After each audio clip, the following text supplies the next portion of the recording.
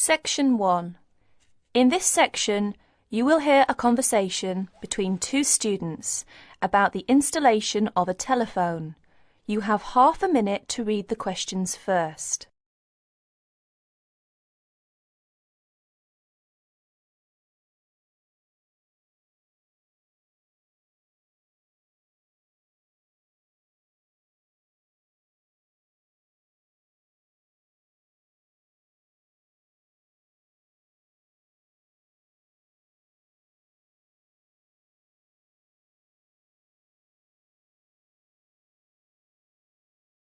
Now listen to the conversation carefully and answer questions 1 to 10. I buy a new telephone. You read the instructions and I will install it, right? Sure. First, push the battery door outward to open and then insert 2 batteries, size AAA. Make sure they are following the polarity directions indicated inside the battery compartment. Finally, close the battery door. This is the first step. Now, let's come to the second step, adjusting time. Press time key first, then press MRC key more than 1 second to enter the time, adjusting state. Have you seen the second digit flashing now? Yes, it is flashing now. So let's go on. Press MRC key again to adjust minute, hour, date. Have you finished? Yes, all the digits have been flashing successively. Now it comes to adjusting alarm. Press alarm key to enter the 3 states of A1, A2, A3.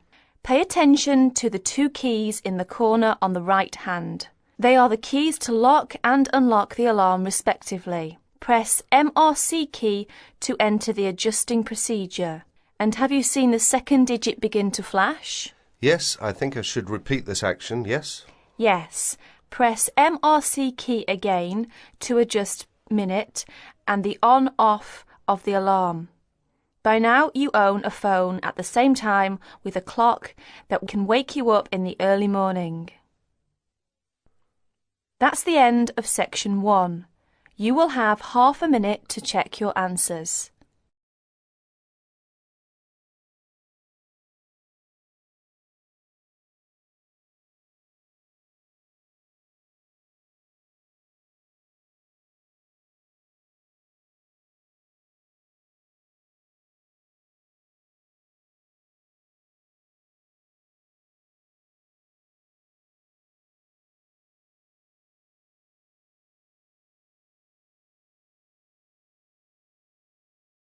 Section 2. You will soon hear an informative talk given by Michelle on how to keep out burglars and keep your home safe. Before you listen, you have a chance to read questions 11 to 16.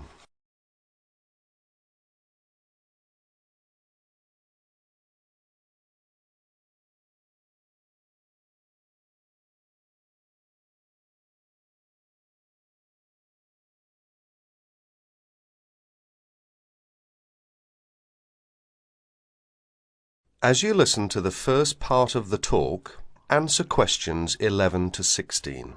Keep 'em out. There's no fail-proof way to keep out a burglar, but every little bit of deterrence helps. Even if you can't afford a security system, you can take a few minutes to make your home a little safer. Some relatively simple steps will greatly decrease the odds of a break-in, which means you can enjoy a bit more peace of mind. And isn't that what home is all about? Think like a burglar. If you were one, how would you get into your home? Evaluate your home from the inside and out, night and day. You might even try a mock break-in, trying window jams and loose locks on your house's perimeter. To keep out a burglar, the first thing to do is to secure the windows. Though windows are relatively easy to break, the loud noise of shattering glass will deter a thief if you're near other houses. Don't leave windows open during the night, whether you're at home or away. That's a common sense precaution, but a surprising number of people forget to do just that. Use a pick-proof locking device for your windows. Make sure the frames are solid. If you're beyond the earshot of your neighbours, they won't hear the glass breaking. Consider installing a plexiglass sheet for the more accessible windows. This will make entry through them more difficult. Your doors should also be secured. If you don't have a peephole, install one in the front door. If you have one, make sure that you and your family are in the habit of using it. Don't open the door to anyone you don't know, especially at night. If the peephole is out of reach of your children, keep a stepladder or stepping box by the door for them to use. If there's any glass within 2 feet of your front door lock, consider a locking device that would be out of reach if the glass is broken. Now, a few tips on how to protect your valuables. Don't leave your valuables, stereo, computer, jewellery, etc., where they can be seen from the window. If you don't want to hide everything from sight, consider blinds. Make a valuables inventory. Keep a record of your expensive and personally significant items, not just a listing, but a photographic or videotape record if possible. Store this inventory at another location. This is helpful for both the police and the insurance agency to identify the stolen goods. Use an engraving pen to mark these items with some kind of personal identifying information, such as your initials, in an inconspicuous place. This also helps record your possessions in case of any other mishap, such as fire or flood. Now look at questions 17 to 20.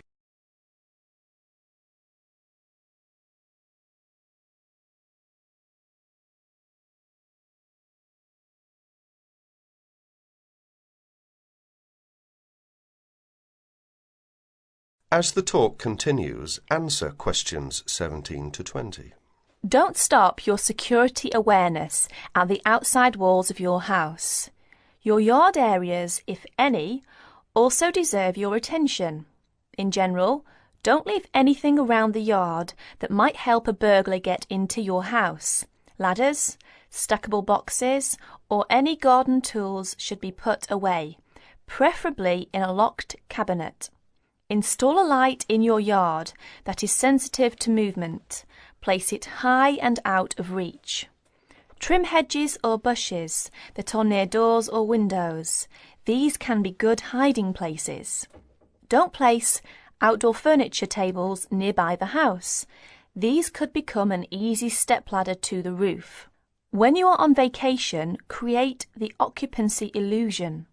Maybe you laughed at your mother for leaving the lights on and the radio playing while she left for vacation, but she had the right idea. Those steps aren't quite enough, so try these strategies. Buy electronic timers that turn lights on and off at different times.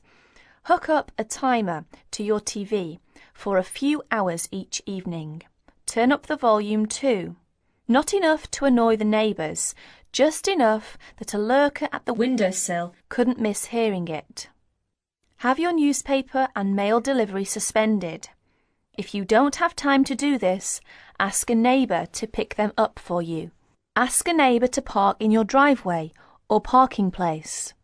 Think about having someone house-sit your home. If it's a relative or friend, it may cost you no more than the contents of your refrigerator. You can also find professional house-sitters or house-sitting services that find someone to stay while you're away. Leave your shades as they are normally, or at least don't close up every one. One sign of a vacant house is closed shades during the day. Lock your garage door with a padlock.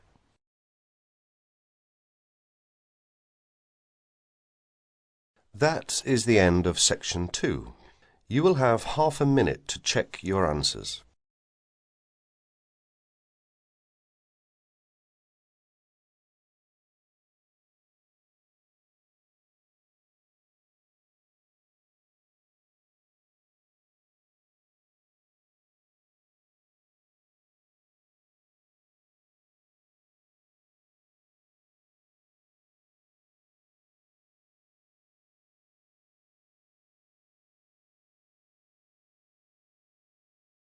Section 3. You will hear a conversation between Helen and her tutor. First, you have some time to read questions 21 to 30.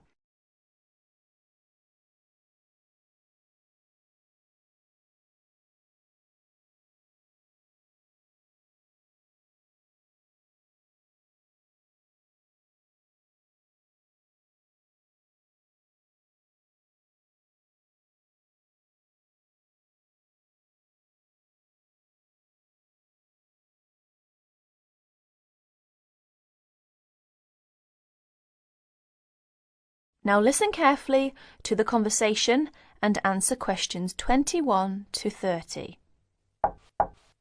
Come in. Ah, it's you, Helen.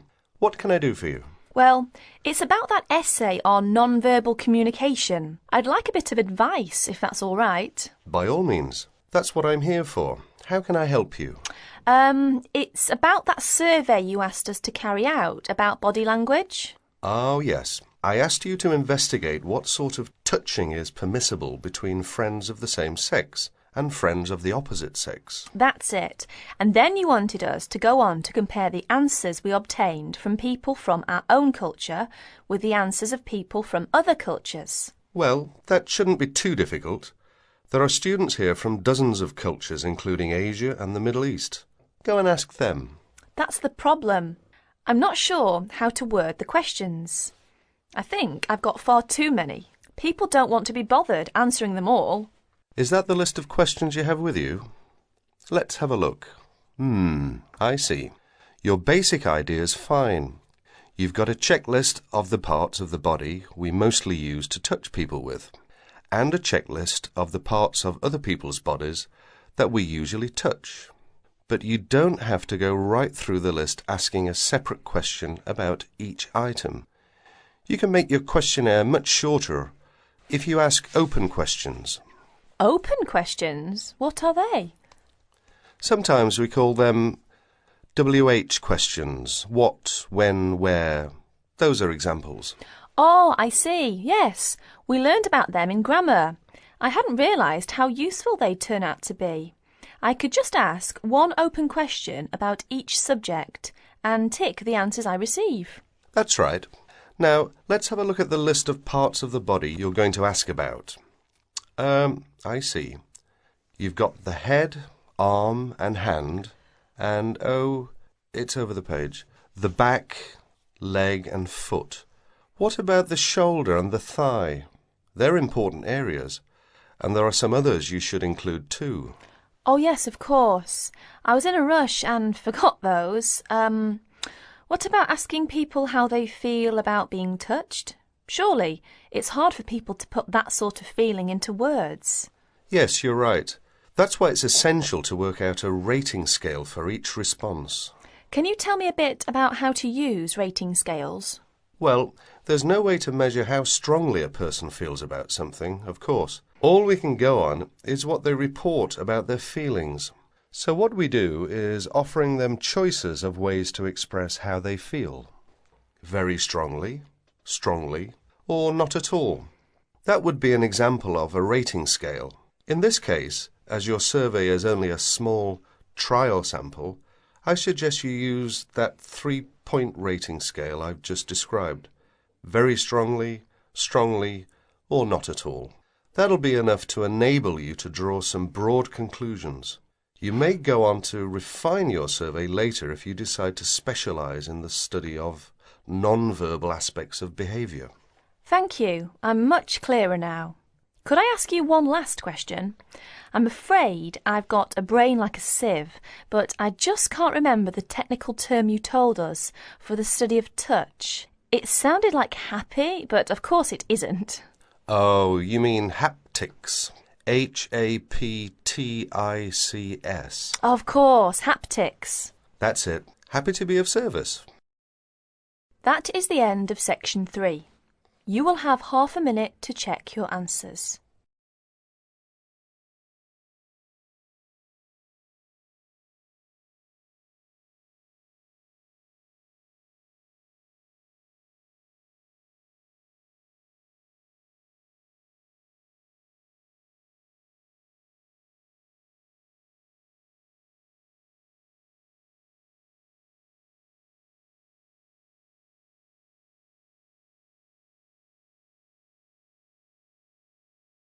Section 4. In this section, you will hear a report about crime and punishment in the UK. First read questions 31 to 40.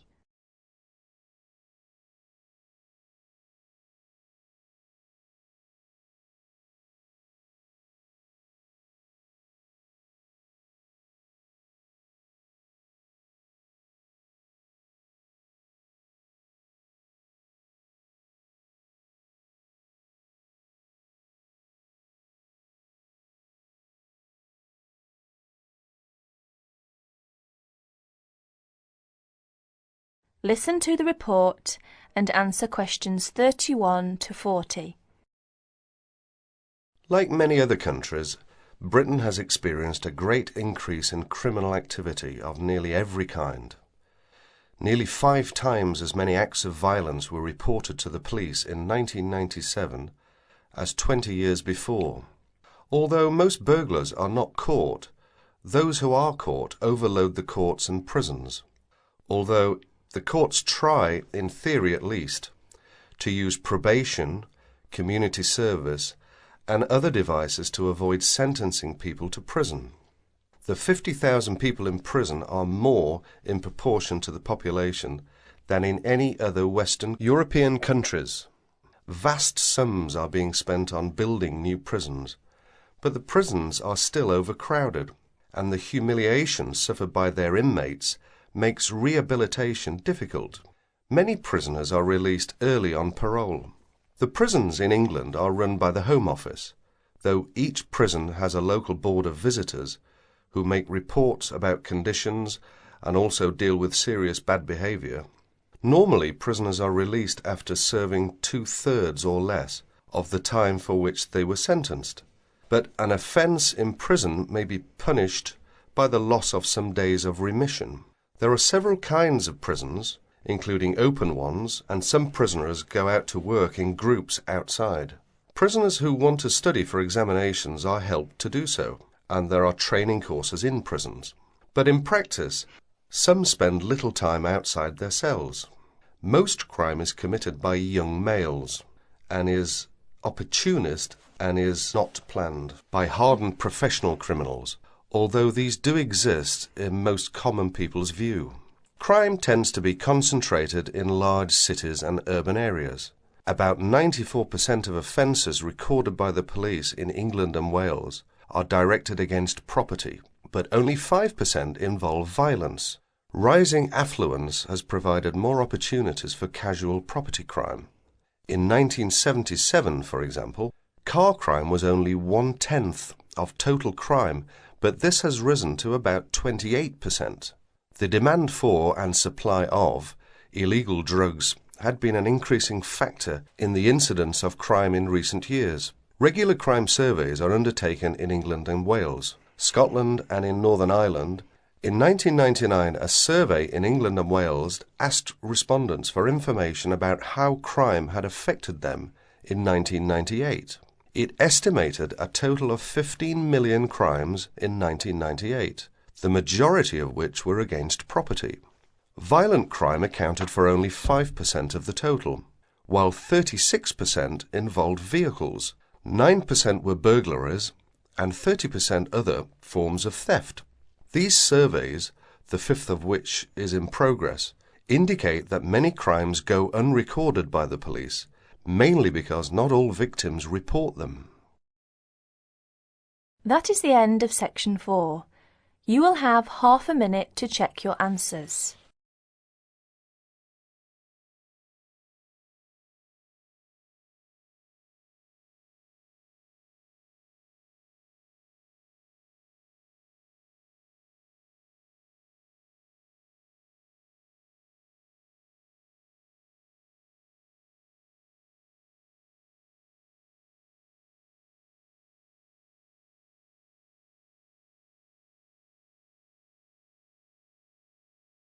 That is the end of practice test 1.